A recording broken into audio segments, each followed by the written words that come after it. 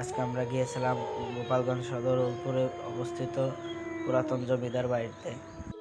বাড়িটির বর্তমান অবস্থান উলপুর রায়বাড়ির সাইডে বা উলপুর ভূমি অফিসের সাইডেই অবস্থিত।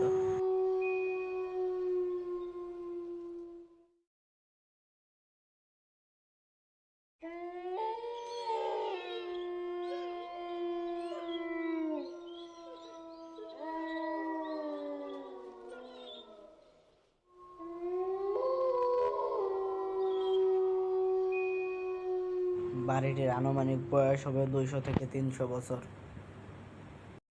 বাড়িটি অনেকদিন পরে থাকার কারণে একেবারে বসবাসের জন্য অযোগ্য হয়ে পড়েছে।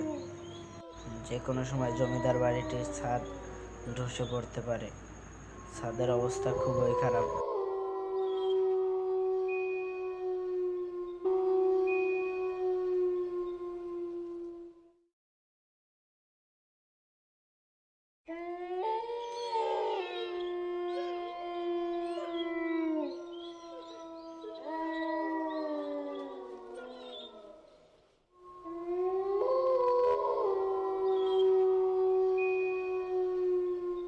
বয়স্ক লোকদের মুখে শুনেছি এখানে নাকি জমিদারদের স্বর্ণ পুঁতে রাখা ছিল।